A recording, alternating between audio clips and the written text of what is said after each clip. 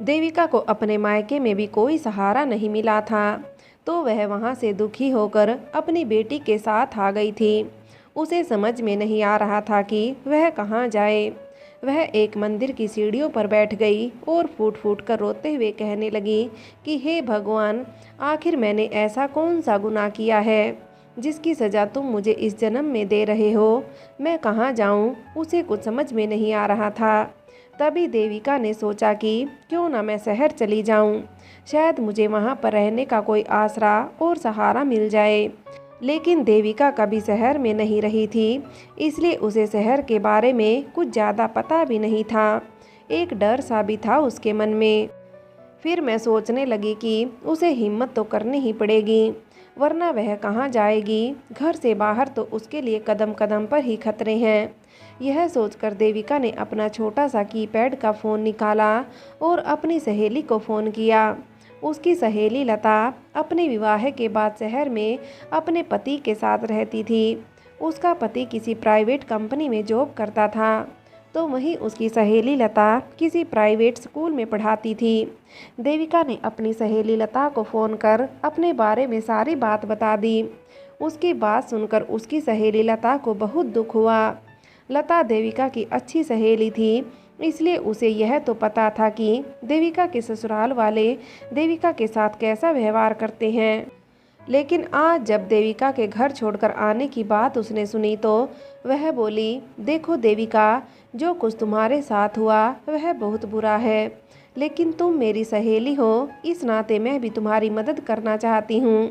लेकिन ज़्यादा तो नहीं, मैं तुम्हें एक दिन अपने घर में रुकने दे सकती हूँ, क्योंकि मेरा घर भी छोटा ही है। ऐसे में मैं ज़्यादा तुम्हें रोक नहीं सकती, इसलिए तुम यहाँ शहर मेरे पास आ जाओ, हम कोई ना कोई रास्ता निकाल लेंगे। यह सुनकर देविका को जैसे जीने की एक नई उम्मीद बंधी हो। वह बोली, हाँ हाँ लता, मैं आ रही हूँ। फिर देविका ने फ़ोन काट दिया और वह अपनी बच्ची और अपने सामान के साथ सीधे ही शहर जाने वाली बस में बैठ गई। जब देविका शहर पहुंची तो शाम हो चुकी थी। बस स्टैंड पर ही उसे उसकी सहेली लता मिल गई। लता उसे अपने साथ घर ले गई। देविका ने जाकर देखा कि उसका घर वास्तव में ही काफ़ी छोटा था। एक कमरा कमरे से छोटा, एक छोटा सा रसोई घर और कमरे के दूसरी तरफ बने लेट बाथरूम। उस कमरे में उसकी सहेली लता अपनी दो बेटियां और अपने पति के साथ रहती थी। उसकी सहेली लता के साथ मिलकर देविका ने रात का खाना बनाया। खाना खाने के बाद देविका की सहेली लता का पति उन्हें कोई दिक्कत ना हो, इसलिए उस छोटे से रसोई घर में ही अपना बिस्तर लगाकर सो गया। फिर देविका और लता आपस में बात करते हुए सो गई। देविका का दुख जानकर लता को भी काफ़ी दुख हुआ था। दूसरे दिन लता देविका को लेकर उस स्कूल में गई जिस प्राइवेट स्कूल में वह पढ़ाती थी।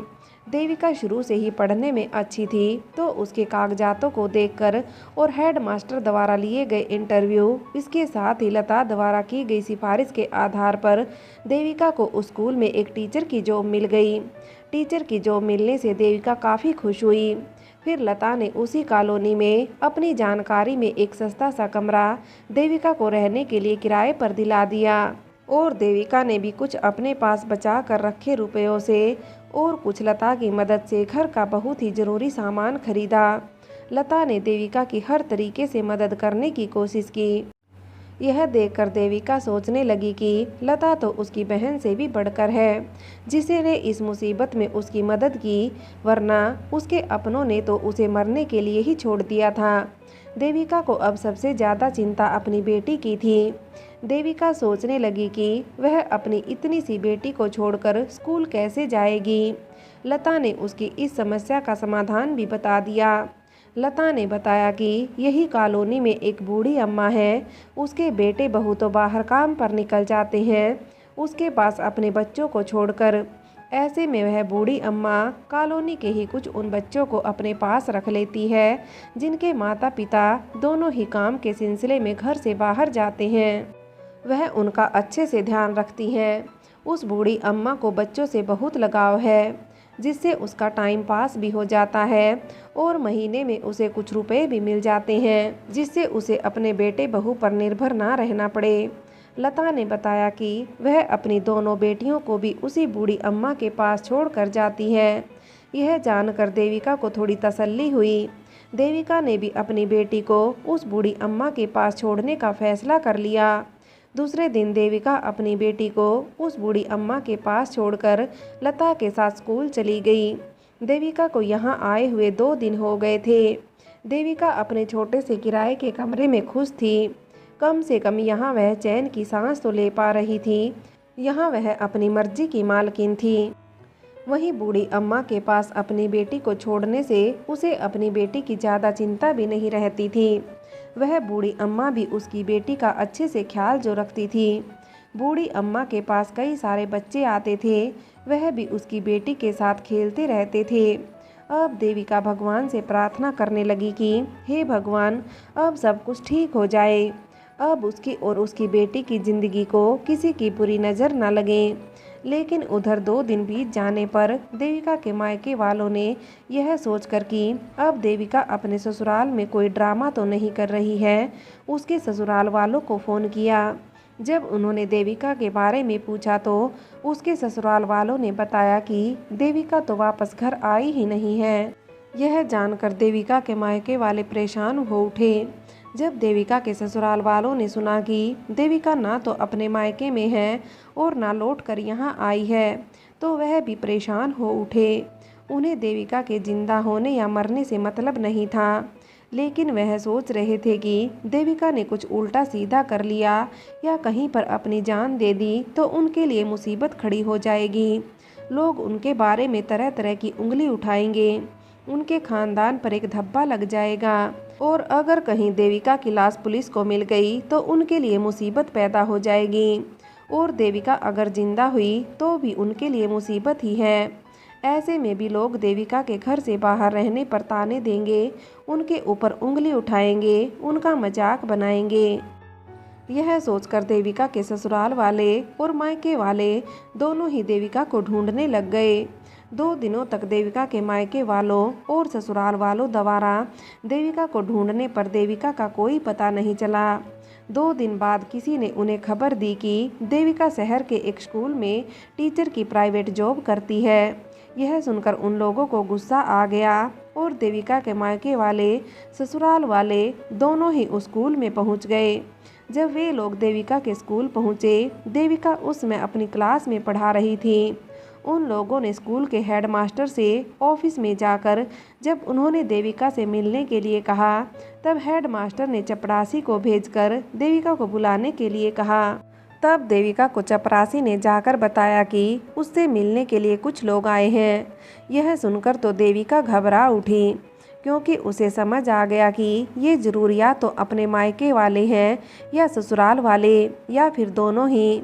लेकिन देविका का जाना जरूरी था, क्योंकि अब वह चाहे कितनी भी कोशिश कर ले, लेकिन अब कहीं दूर भी नहीं जा सकता। इसलिए देविका चली गई। जैसे ही देविका ऑफिस में पहुंची तो सभी लोग वहां पर बैठे हुए थे। देविका को आए देखकर पुनीत गुस्से से तिलमिला उठा और वह उठकर गुस्से में देविका के पास गया। एक जोरदार तमाचा देविका के गाल पर रखते हुए कहा, यहाँ गुलछर्रे उड़ाने के लिए छुपी है और हम कहाँ पागलों की तरह तुझे ढूंढते फिर रहे हैं। तभी देविका का पापा गुस्से में उठकर देविका के पास आया और बोला, मनहूस तुझे अपने ससुराल जाने के लिए बोला था और तू यहाँ पर आ गई। आखिर चाहती क्या है तू और कितना दर्द और तकलीफ़ देगी हमें। लोग थूक रहे हैं हमारे मुंह पर, हमारा तो घर से बाहर निकलना ही दुश्वार हो गया है। तब देविका बोली, मैं कहीं नहीं जाऊंगी, मैं यहाँ से। सुना आपने, चले जाइए आप लोग यहाँ से कम मुझे चैन से कहीं तो जीने दो। मैं तुम्हारे सामने हाथ जोड़ती हूँ, जाओ आप लोग यहाँ से। यह सुनकर पुनीत गुस्से में बोला, ज़्यादा जबान चल रही है ना यहाँ तुम्हारी, अभी चलकर तुझे बताता हूँ। यह कहकर उसने देविका के बाल पकड़े, उसे घसीट कर ले जाने लगा। तब देविका बोली, छोड़िए मुझे, यह क्या कर रहे हैं आप। यह सब देखकर स्कूल का हेडमास्टर बोला, आप लोग यह क्या कर रहे हैं, यह स्कूल है, तुम्हारा घर या कोई धर्मशाला नहीं। तुम इस तरह देविका मैम के साथ कोई ज़बरदस्ती नहीं कर सकते। यह सुनकर पुनीत बोला, हेडमास्टर सर, यह हम दोनों पति पत्नी के बीच का मामला है, आप ना बोलो तो ही अच्छा है। यह सुनकर हेडमास्टर गुस्से में बोला, लेकिन यह भी स्कूल है और तुम्हारे इस तरह के लड़ाई झगड़े से यहाँ बच्चों पर क्या प्रभाव पड़ेगा, या तो इसी वक्त तुम लोग वापस चले जाओ अगर देविका तुम्हारे साथ नहीं जाना चाहती, और अगर तुमने जोर जबरदस्ती लड़ाई झगड़े मारपीट कर उसे ले जाने की कोशिश की तो मैं अभी इसी वक्त तुम्हें स्कूल में आकर हंगामा करने और देविका के साथ मारपीट करने के जुर्म में गिरफ्तार करवा सकता हूँ। यह सुनकर पुनीत ने देविका के बाल छोड़ दिए और फिर पुनीत देविका की तरफ देखते हुए बोला, चाहे कहीं भी छुप ले, लेकिन तुझे मैं कभी छोड़ने वाला नहीं। तूने हमारे इज्जत और मान मर्यादा का जो फालूदा बनाया है ना, उसकी तो मैं तुझे कीमत चुकानी पड़ेगी। तुझे ऐसी सज़ा मिलेगी कि तुम्हारी रूह भी कांप उठेगी। तभी देविका के पापा बोले, देविका, तुम्हारी भलाई इसी में है कि अब तो हम जा रहे हैं, लेकिन हमारे जाते ही तुम भी वापस अपने ससुराल पहुंच जाना, वरना तुम्हारे साथ क्या होगा यह तो मैं भी नहीं जानता।